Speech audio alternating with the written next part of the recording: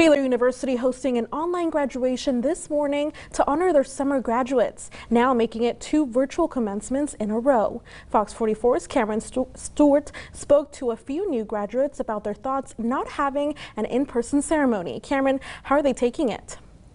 Well, Noelle, it was certainly a mixed bag. Spring graduates are still waiting to hear when they can walk the stage and get recognized, and these summer grads thought for sure they'd be able to have an in-person ceremony by now, but no luck.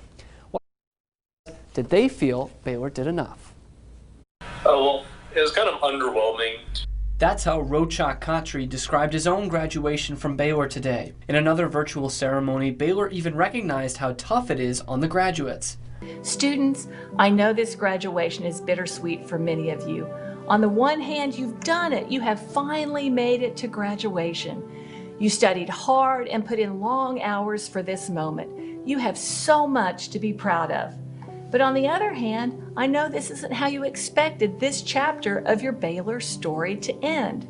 In lieu of a ceremony at the Farrell Center, graduates' names were instead shown on the Jumbotron at McLean Stadium. They did the same for May graduates like Brooke Hill, who still doesn't know when she'll be able to walk the stage. I appreciate some effort as opposed to nothing. It was kind of cool because it came full circle for us. Like when we got accepted to Baylor, we got an email with, Brooke, you're accepted on this McLean Stadium. So it was kind of cool to have that parallel. But it also hits hard when she sees incoming freshmen getting gifts from the school after being unimpressed by the ones the graduates got.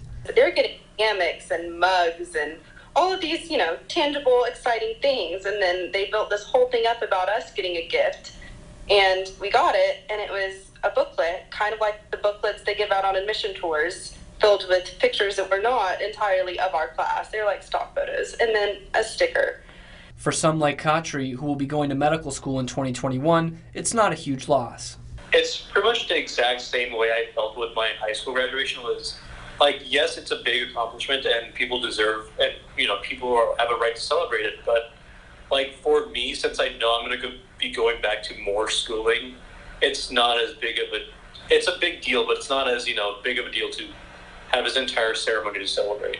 After the COVID-19 pandemic cut the spring semester short, the university planned to combine the May and August graduations. Then they even tentatively planned a ceremony for May graduates outdoors at McLean Stadium this month. Even still, they're giving their graduates options. If you would like to attend an in-person commencement ceremony, all graduates who were initially scheduled to participate in either the May or August ceremonies are invited to participate in any future ceremony that fits your schedule. I don't think I would walk the stage anytime soon, just because the first available opportunity to us who are supposed to graduate in May would be next May, which is just a full year later, and it just feels like that's the class of 2021's thing, and we will have been adults, working in our own jobs and new lives for a whole year. So I feel like it would be really weird to come back at that point.